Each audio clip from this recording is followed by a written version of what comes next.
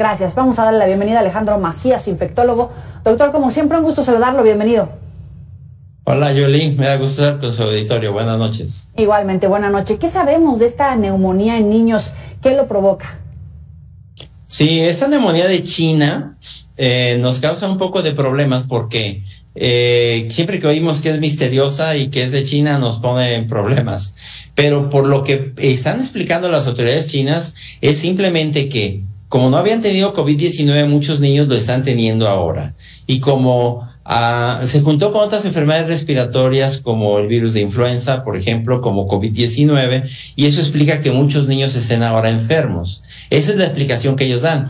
Y sin embargo, algunas de las explicaciones, digamos, que han escapado de China, dice que son más bien niños que no tienen síntomas respiratorios, y por eso todavía hay un poco de confusión. Oiga, ahora se focaliza en el norte. ¿Puede estar asociada con variantes geográficas por tipo de flora-fauna, por ser este tipo de casos que no están documentados como COVID? O incluso les podemos creer con la información que están en este momento compartiendo. Sí, bueno, hay que creer de entrada, pero algunas cosas son extrañas, como que muchos niños, según refieren algunos de las informaciones no oficiales, tienen fiebre alta, pero no tienen síntomas respiratorios. Eso, lo que dicen las autoridades chinas, que parece más bien una neumonía por micoplasma, que es una bacteria, pero no sabemos cuántas. Entonces, la propia Organización Mundial de la Salud está diciendo, ok, gracias por la información, pero necesitamos más transparencia para estar seguros de que esto no vaya a ser un virus nuevo, por ejemplo, de influenza o COVID, que pueda causar alguna epidemia. Ahora, ya que habla de epidemia, el aumento de casos debe vigilarse, pero no por eso se declara automáticamente una pandemia o una epidemia de inmediato. Sí, eso es lo que dicen las autoridades chinas. Cuidado con declarar eso como una alerta mundial, porque si en efecto fuera, por ejemplo, un virus nuevo de influenza, y ya sabemos que está en varias regiones de China, pues prácticamente sería inevitable que tuviéramos una nueva pandemia.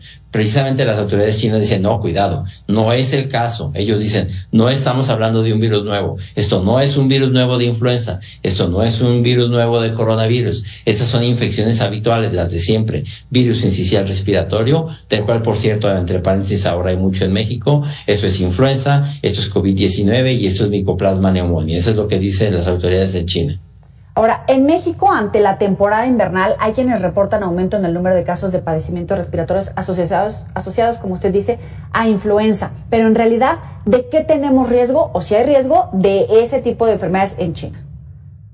Sí, bueno, a ver, si fuera un virus nuevo en China, desde luego que tarde o temprano va a llegar a México y lo mejor que tendríamos que hacer es prepararnos para su llegada, que llegaría en unos 2 o 3 meses. Pero dicen China, aseguran que no es el caso. Lo que tenemos ahora mucho en México y que se espera que va a haber todavía más es el virus sincicial respiratorio que afecta sobre todo a los niños y a los adultos mayores de 60 años. Y está empezando a cocircular con el virus de la influenza.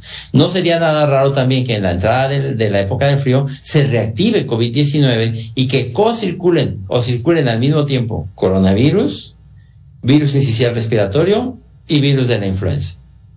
Ahora, si tenemos qué síntomas, de verdad tenemos que acudir con un médico especialista y empezar a detectar o a descartar este tipo de padecimientos. Bueno, a ver, las personas de alto riesgo de complicarse son las personas mayores de 60 años, particularmente si tienen diabetes o alguna enfermedad crónica.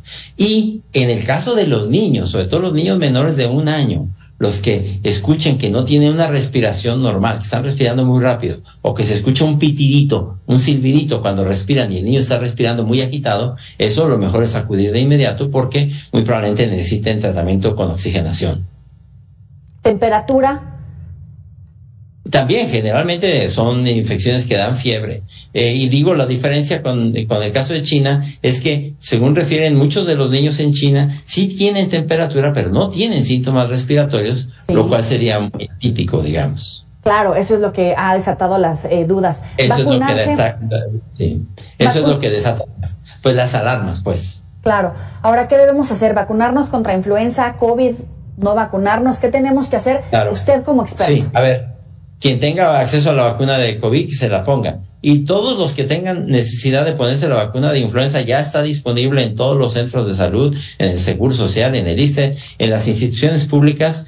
menores de 6 años, niños hasta los 5 años, todas las mujeres embarazadas, todo el personal de salud, todas las personas mayores de 60 años, todas las personas con diabetes, cáncer o enfermedades crónicas deben acudir ya a ponerse la vacuna de influenza, porque ya está entrando la influenza, y la vacuna, una vez que te la pones, tarda unas 2 semanas en hacer efecto.